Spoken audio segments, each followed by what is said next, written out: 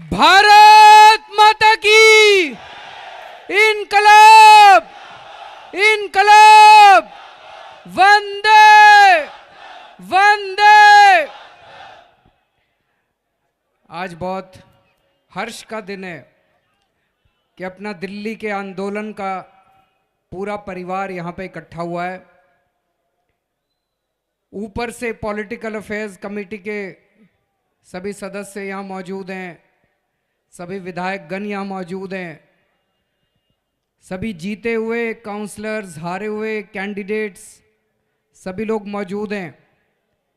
और सबसे बड़ी बात, पोलिंग स्टेशन इंचार्ज, जिनको आज के बाद मंडल अध्यक्ष कहा जाएगा, वो सब लोग यहाँ मौजूद हैं। आप सब लोगों को मेरा नमस्कार, सब लोगों को मेरा प्रणाम।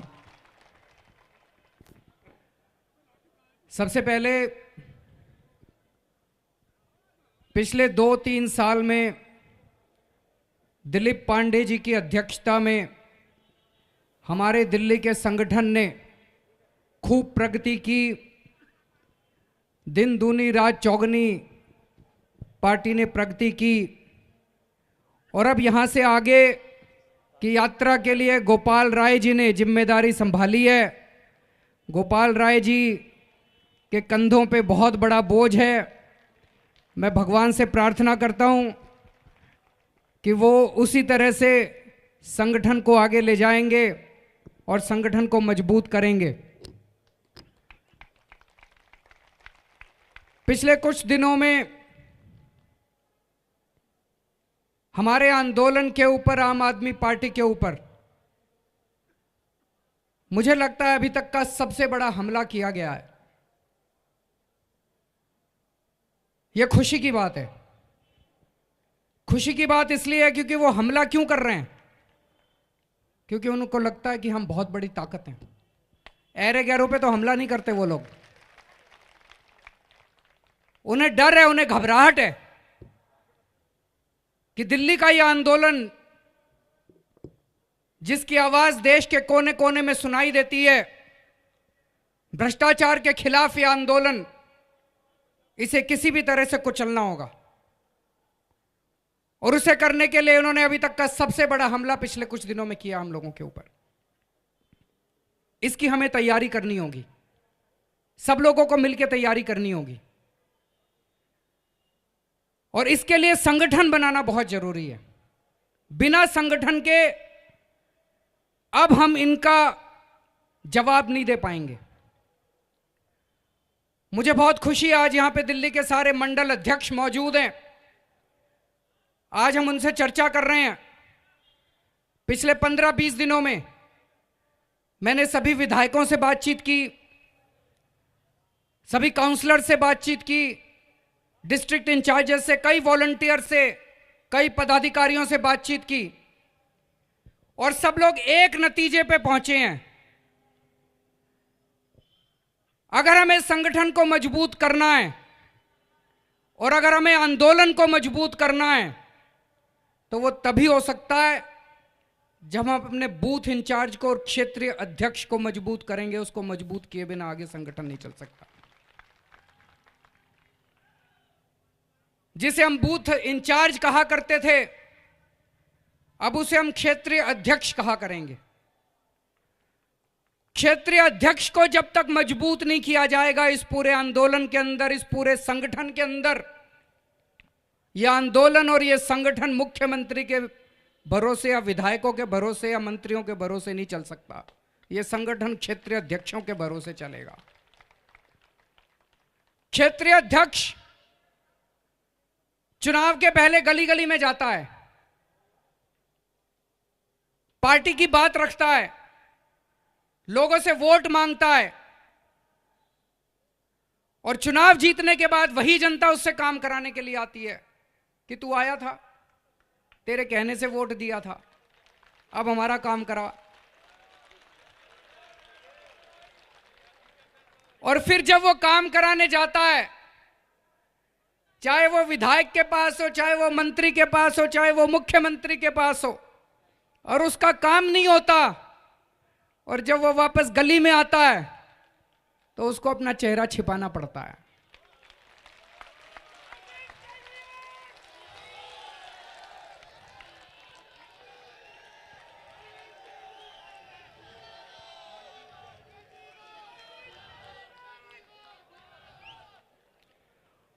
तो पिछले 15-20 दिनों में मैंने जितनी भी चर्चा की, मुझे बड़ी खुशी है, इसके ऊपर सबकी सहमति है, सारे विधायकों की इस पे सहमति है, सारे मंत्रियों की सहमति है, मेरी सहमति है, पीएसी की सहमति है, डिस्ट्रिक्ट इंचार्जेस की सहमति है, सबकी सहमति है कि अब हमारी पार्टी का मजबूत, हमारी रीढ़ की हड्डी हमारा क्षेत्रीय प्रतिनिधि और क्षेत्रीय अध्यक्ष होगा।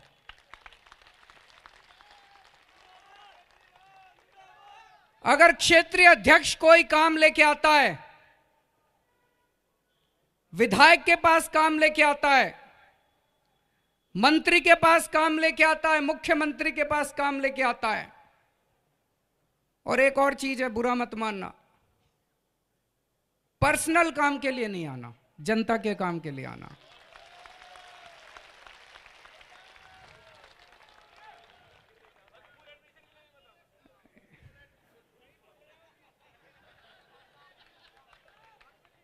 हम लोगों ने ये पूरा आंदोलन देश के लिए लड़ा है, हम लोगों ने ये पूरा आंदोलन समाज के लिए लड़ा है।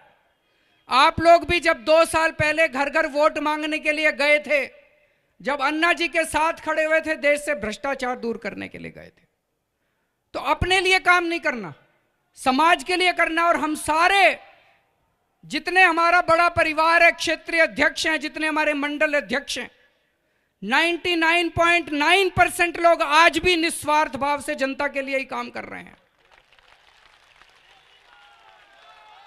एक एक हीरा है हमारे पास, एक एक हीरा है हमारे पास। तो आप जनता के लिए काम लेके आना, जितने भी काम है जनता के काम लेके आना। और सारे विधायकों ने, मेरी कई मीटिंग हुई है विधायकों से, कई राउंड मीटिंग हुई है, एक एक से अलग अलग मिला, फिर 5-5 से मिला, फिर सबके साथ मिला। सबने मुझे वादा किया और मैंने मंत्रियों को भी बोला है कि अगर कोई क्षेत्रीय अध्यक्ष आपके पास काम लेके आता है, कोई क्षेत्रीय प्रतिनिधि आपके पास काम लेके आता है, आप बाकी सारे काम छोड़ के सबसे पहले उसका काम करना।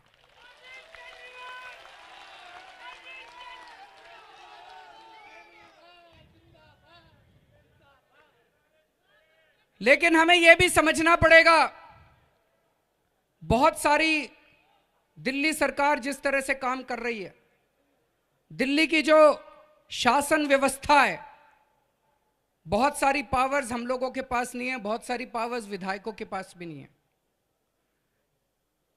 मैं आज पूरे मंत्रिमंडल और हमारे सारे आम आदमी पार्टी के सारे विधायकों की तरफ से ये आश्वासन देता हूं कि जितने काम हो सकते हैं इस कानूनी व्यवस्था के अंदर हमारी ताकत के हिसाब से, वो सारे काम जनता के आपके द्वारा करवाए जाएंगे।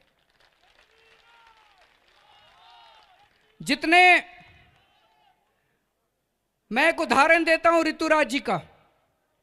इन्होंने अपनी विधानसभा में 80 कॉलोनियों में पानी पहुंचाया, 80 कॉलोनियों में। ऐसे बहुत सारे विधायक हैं, मैं केवल बहुत सारे विधायक हैं जिन्होंने खूब काम किया है हर विधानसभा में। लेकिन जब वोट मांगने के लिए गए, जनता को यह नहीं पता था कि विधायक ने करवा दिया, जनता ने सोचा सरकार ने करवा दिया। गलत तो नहीं कह रहे जी? जनता, तो अब अपने को यह करना पड़ेगा, कोई भी काम कहीं पे शुरू होगा, पहले क्षेत्रीय अध्यक्ष को बताया जाएगा, क्षेत्रीय अध्यक्ष वहां जनता के साथ जाके मिलेगा, काम शुरू होने के दौरान क्षेत्रीय अध्यक्ष को वहां पे इस बात का क्रेडिट मिलना चाहिए कि काम शुरू हो रहा है।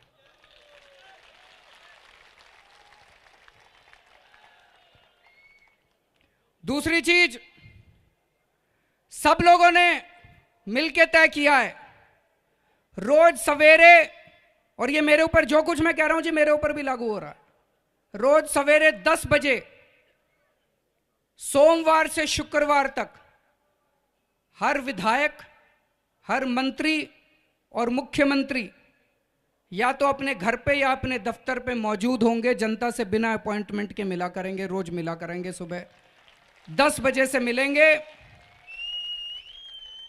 और तब तक नहीं उठेंगे जब तक जितने लोग आए हैं उन सब से मिल ना लें वो लोग। मैं भी रोज मिलता हूं, सोमवार से शुक्रवार तक मिलता हूं। आप में से कोई कभी आना चाहे बिना अपॉइंटमेंट के मिलता हूं। और मेरा ये सुझाव है कि कौन व्यक्ति सुबह 10 बजे कितने बजे कहां मिलेगा, ये गोपाल भाई अगर सब मंत्रिमंडल से भी और विधायकों से भी लेके अगर सबको सूचित कर दे तो सब लोगों को इसका फायदा होगा। जितना समय सुबह हम जनता से मिलने में अपने दफ्तर में व्यतीत करेंगे, उसके बाद का ज्यादा से ज्यादा समय हम अपने क्षेत्र के अंदर घूम घूम के जनता से मिलने का प्रयास करेंगे। लेकिन शनिवार और इतवार सबके लिए कंपलसरी है कि शनिवार और इतवार को हर विधायक, हर मंत्री अपने अपने क्षेत्र में जनता से मिलने के लिए जरूर जाएगा।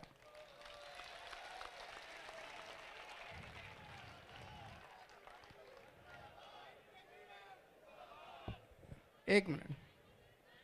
आने वाले समय में मैं हर विधानसभा में आ रहा हूं आपसे मिलने के लिए।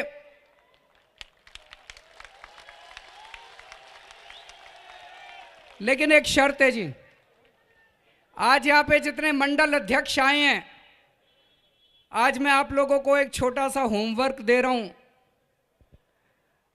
हर मंडल अध्यक्ष को, अब उसके नीचे जितने भी बूथ आते हैं, किसी के नीचे 3 भी आते हैं और कुछ मंडल अध्यक्ष ऐसे हैं जिनके नीचे 13 बूथ भी आते हैं। अब आपको अपने अपने क्षेत्रीय अध्यक्ष को, बूथ इंचार्ज को तुरंत नियुक्त करना पड़ेगा। जिस विधानसभा में सारे क्षेत्रीय अध्यक्ष नियुक्त हो जाएंगे, मैं अगले दिन आ जाऊंगा वहां पे, मेरे को बता देना।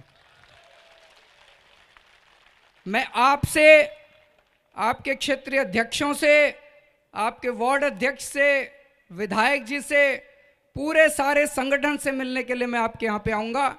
और जितना जल्दी जल्दी आप करते जाएंगे उतना, एक एक दिन में मैं सोच रहा हूं 3-3, 4-4 विधानसभा भी मैं कवर कर सकता हूं, बशर्ते आप जितनी जल्दी अपना होमवर्क पूरा कर लें। तो कितने दिन में हो जाएंगे जी तैयार?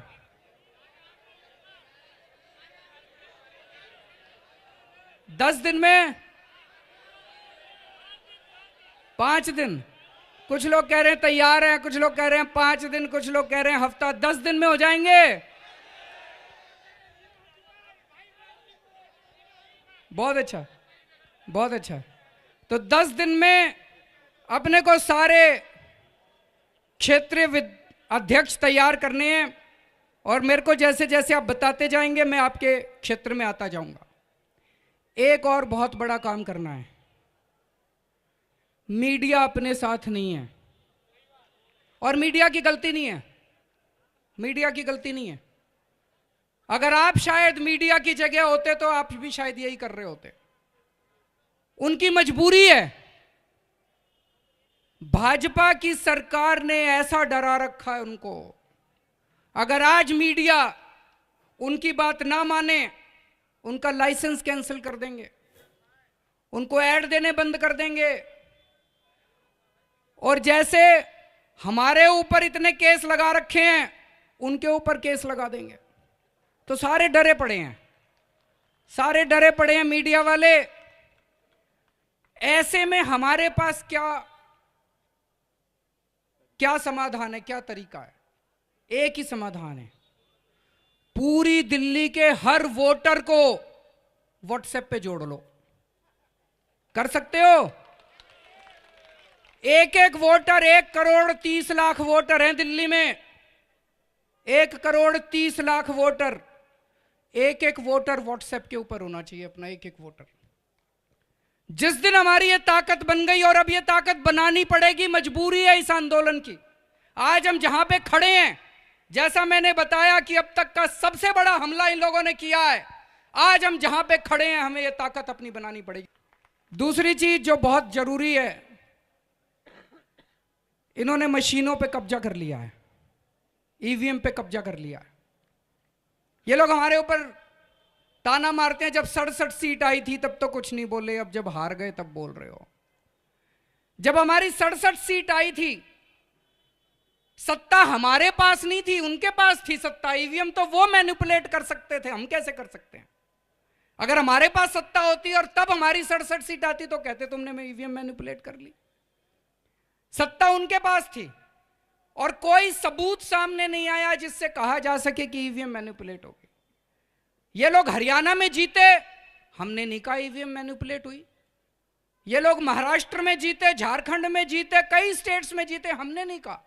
लेकिन पिछले 3-4 महीने में कुछ ऐसा हो रहा है कि चारों तरफ से खबरें आ रही हैं, पूना के अंदर ये हो गया, चंडीगढ़ में ये हो गया, पंजाब में ये हो गया, उत्तर प्रदेश में ये हो गया, उत्तराखंड में ये हो गया, भिंड में ये हो गया, वो राजस्थान का कौन सा, धौलपुर में ये हो गया। चारों तरफ से खबरें आई हैं, कोई बटन दबाओ कमल आ रहा है, कोई बटन दबाओ कमल आ रहा है, तो कुछ तो गड़बड़ है। तो जब हमने आवाज उठाई तो बोले जी सबूत दो, सबूत दो। ये तो भला हो हमारे सौरभ भारद्वाज का कुछ अच्छा ही ज्यादा ही पढ़ा लिखा है,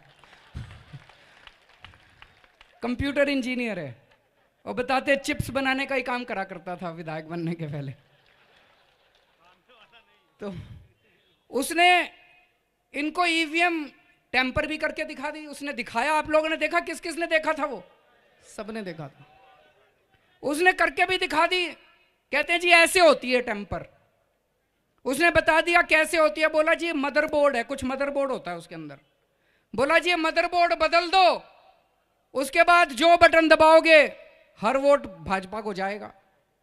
तो कल वही इलेक्शन कमीशन वालों ने कहा भाई अब हम हैकाथॉन रखेंगे और उसमें सब कुछ अलाउड है, मदरबोर्ड बदलना अलाउड नहीं है बस। ये कैसा हैकाथॉन? ये तो गड़बड़ है भाई। आपको पता है कि भाजपा वाले इस तरह से ईवीएम को मैनिपुलेट करते हैं। अब उसी को आपने कह दिया ये नहीं कर सकते, बाकी सब कुछ कर सकते हो, तो ये तो गलत है। हमारी टीम 1-2 दिन में इलेक्शन कमीशन से मिलने भी जाएगी, उनको समझाने की कोशिश करेगी। हमारी कोई किसी से लड़ाई झगड़ा नहीं है, ना इलेक्शन कमीशन से हमारा लड़ाई झगड़ा है। हम चाहते हैं समाधान निकले। बहुत खुशी की बात है, आप लोगों के आंदोलन की वजह से, सुप्रीम कोर्ट के ऑर्डर की वजह से कम केंद्र सरकार वीवीपैट लागू करने के लिए मजबूर हुई। 3,500 करोड़ रुपए आप लोगों के दबाव की वजह से केंद्र सरकार देने को मजबूर हुई। लेकिन एक चीज समझ लेना, वीवीपैट भी समाधान नहीं है। वीवीपैट के होने के बावजूद भी टेम्पर किया जा सकता है। वो सौरभ बता रहा था, मेरे को नहीं पता, उसको पता है। तो सौरभ बता रहा था वीवीपैट के बावजूद भी उसको टेम्पर किया जा सकता है। तो उसका तरीका एक ही है कि जितनी पर्चियां निकलती हैं, एक राज्य में 25% विधानसभाएं लॉटरी से निकाल लो, 25% विधानसभाएं, 25% बूथ या 25% विधानसभाओं पे जितनी पर्चियां निकली उनकी काउंटिंग करा लो और उसको ईवीएम से मैचिंग करा लो। अगर दोनों मैच हो जाएं तो नतीजे घोषित कर दो, इसका मतलब नतीजे ठीक है, ईवीएम ठीक है। और दोनों अगर मैच ना हो तो इसका मतलब गड़बड़ी कर रखी है।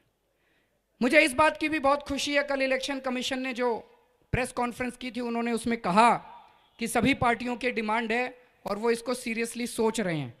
अगर इलेक्शन कमीशन इसको लागू कर देता है तो हमारी कोई तकरार नहीं है। हम बड़े खुशी के साथ कह सकते हैं कि आने वाले सारे चुनाव फ्री एंड फेयर होंगे इस देश के अंदर। पिछले कुछ दिनों में खूब आरोप लगाए गए मेरे खिलाफ, मनीष सिसोदिया के खिलाफ, सतिंदर जैन के खिलाफ, पार्टी के खिलाफ, फंडिंग को लेके।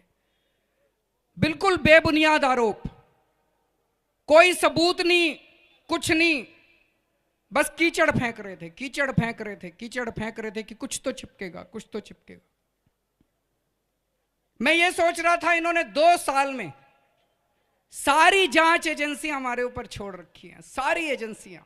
सीबीआई हमारे खिलाफ छोड़ रखी है, मेरे ऊपर सीबीआई की रेड हुई, इनको कुछ नहीं मिला सीबीआई की रेड में। मैं ये सोच रहा था जैसे दूसरे नेताओं पे जब इन्होंने सीबीआई की रेड करी उनके खिलाफ कुछ मिल गया और वो नेता चुप हो गए क्योंकि उनकी गर्दन उनके हाथ में आ गई। अगर मेरे खिलाफ इनको कुछ मिल जाता, आज मैं आपके सामने खड़ा होकर इनकी इतनी बेबाकी के साथ बात नहीं कर सकता था, मेरी भी गर्दन इनके हाथ में होती। लेकिन कुछ करा नहीं मैंने, कोई चोरी नहीं कर रखी मैंने, कोई चोरी नहीं कर रखी मनीष सिसोदिया ने, कोई चोरी नहीं कर रखी सतिंदर जैन ने। हम लोगों ने कोई चोरी नहीं कर रखी, इसीलिए ये हमारे को तोड़ नहीं पा रहे। नहीं तो मैं ये सोचा था ये जितने पिछले 2 महीने से आरोप लगा रहे हैं इसमें रत्ती भर भी सच होता, इतना सा भी सच होता, अभी जेल में बैठा होता मैं। जब इनको कुछ नहीं मिला तो जो कागज थे जिसमें कुछ नहीं था वो इन्होंने मीडिया को देने चालू कर दिया, ऊट पटांग के आरोप लगाने से। बोले 16,000 की थाली खाली, झूठ था। अगले दिन बोले 97 करोड़ रुपए का एड आम आदमी पार्टी से रिकवर करेंगे, पढ़ा था आपने अखबारों में। बोले जी 97 करोड़ रुपए का एड आम आदमी पार्टी से रिकवर करेंगे। हम लोग कोर्ट चले गए, कोर्ट में आपको जान के ताज्जुब होगा, केंद्र सरकार का वकील कहता है हमने रिकवरी के तो ऑर्डर ही नहीं किए जी। ये पता है आपको? नहीं पता, मीडिया ने नहीं दिखाया। मीडिया ने ये तो दिखाया कि 97 करोड़ रुपए की रिकवरी के ऑर्डर हो गए। मीडिया ने ये नहीं दिखाया कि केंद्र सरकार के वकील ने जाके कहा जी रिकवरी के तो ऑर्डर ही नहीं करे हमने। हम स्टे लेने के लिए गए थे, ये कह रहे थे 1 मई से रिकवर करेंगे, आम आदमी पार्टी के बैंक अकाउंट अटैच कर देंगे, सारा पैसा ले लेंगे इनसे। तो हम स्टे लेने के लिए गए थे कोर्ट में। कोर्ट में इनका वकील कहता है जी हमने तो रिकवरी के ऑर्डर ही नहीं करे। तो जज बोला फिर स्टे किस बात करते जब ये रिकवरी कर ही नहीं रहे। अगर ये रिकवरी करने की कोशिश करे तो आप दोबारा आ जाना, मैं रोक दूंगा इनको। ये जज ने कहा है, कोर्ट का ऑर्डर है, कोर्ट के ऑर्डर की कॉपी। इसलिए मैंने कहा व्हाट्सएप पे सारे जुड़ जाओ। आज अगर हम सारे व्हाट्सएप के ऊपर हो तो उस कोर्ट के ऑर्डर की कॉपी में भेज देता आपको सबको। आप छाती चौड़ी करके अपने गली में जाके कहते देखो ये है सच्चाई इसकी।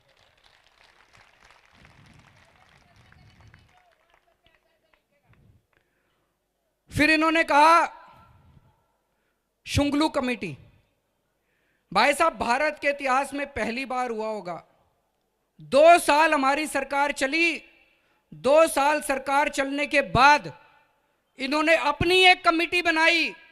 उस कमेटी ने हमारी सारी फाइलें, 405 फाइलें जिसमें हमने साइन करे थे, मैंने और मेरे मंत्रियों ने 405 फाइलों में साइन करे थे 2 साल में, सारी फाइलों की जांच कर ली इन्होंने सारी। कुछ तो मिलेगा, कुछ तो मिलेगा, कुछ नहीं मिला इनको 405।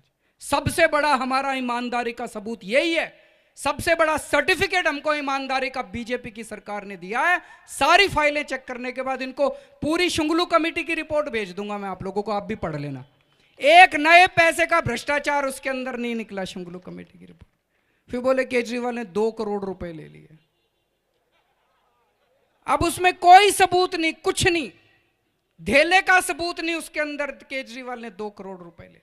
मैं ये सोच रहा था अगर यही आरोप किसी और नेता पे लगा होता, ये मीडिया वाले चलाते क्या? बिल्कुल नहीं चलाते। हमारे ऊपर कोई खड़ा होके कुछ भी बोल दे, ऐरा गहरा है, कुछ भी बिना सबूत के बोल दे, सब चलाते हैं ये लोग। क्यों? इस देश की सारी भ्रष्टाचारी ताकतें इकट्ठी हो गई है और सबसे बड़ा वार आपके ऊपर किया जा रहा है, सबसे बड़ा हमला किया जा रहा है। आपको याद होगा जब से आंदोलन शुरू हुआ, इस देश की बहुत बड़ी बड़ी ताकतों के खिलाफ हमने आवाज उठाई। रॉबर्ट वाड्रा के खिलाफ आवाज उठाई, मुकेश अंबानी के खिलाफ आवाज उठाई। उनके भ्रष्टाचार को हमने, उनकी करतूतों को हमने देश के सामने रखा था। और आज भी हम भ्रष्टाचारी ताकतों से लड़ रहे हैं, बिजली कंपनियों से लड़ रहे हैं, टैंकर माफिया से लड़ रहे हैं, पीडब्ल्यूडी में ठेकेदारों के माफिया से लड़ रहे हैं, बड़े बड़े माफिया से लड़ रहे हैं आज भी हम लोग। हमारे पास क्या था लड़ने के लिए? एक ही हथियार था मेरे पास, मेरी सच्चाई और मेरी ईमानदारी।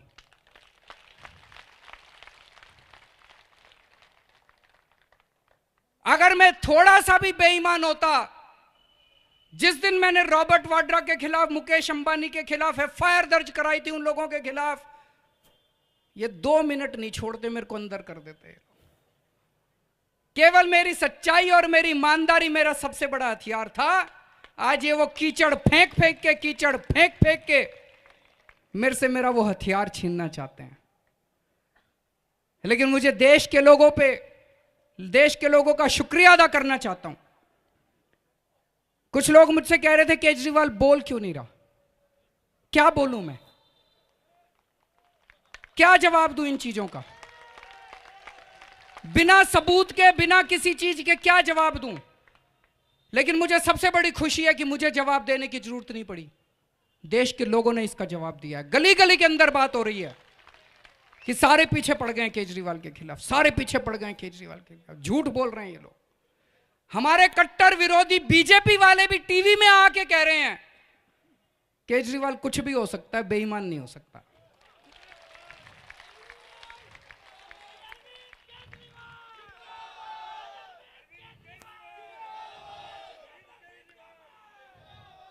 आज हमारी पार्टी के चंदे के ऊपर ये लोग सवाल खड़ा कर रहे हैं। मैं आप लोगों को एक भरोसा देना चाहता हूं, ये पार्टी आपके खून पसीने की कमाई से चलती है। इस देश के लोगों की उम्मीद की, इस देश के लोगों के खून पसीने की पवित्र कमाई से चलती है। इस पार्टी का चंदा बेहद पवित्र है और जब तक मैं इस पार्टी की कमान संभाले हुए हूं, भरोसा रखना इस चंदे को कभी अपवित्र नहीं होने दूंगा।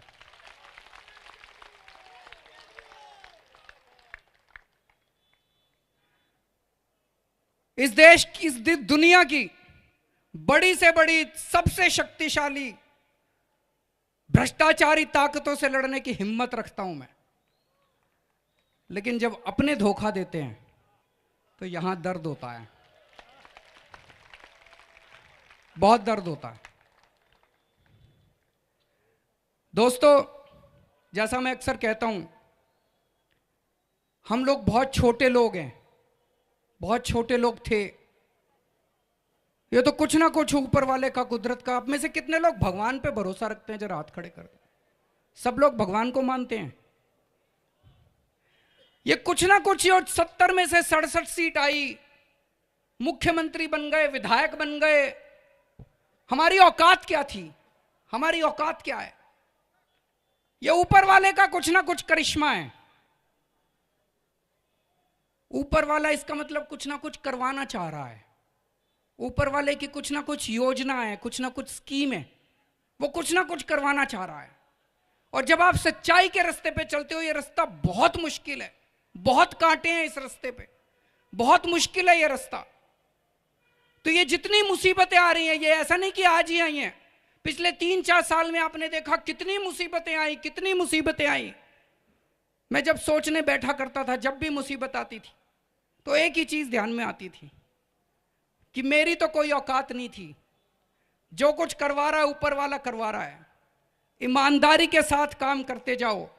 ऊपर वाले को अगर कुछ और करवाना है तो आगे का रास्ता दिखाएगा, नहीं तो जो ऊपर वाला कहेगा वो करते जाएंगे। ऊपर वाले पे भरोसा रखना। अगर अभी भी ऊपर वाले को आपसे कुछ करवाना है, ये सारे जितने अपने पूरा परिवार है, अगर ऊपर वाले को कुछ करवाना है तो वही ठीक करेगा, वही आगे रास्ता दिखाएगा और रास्ता मिलेगा और आप सब लोगों की मेहनत सफल होगी। और अंत में ये जो अपना परिवार है, जो आज मिले हैं हम लोग, ये मिलना जुलना ज्यादा होना चाहिए। अब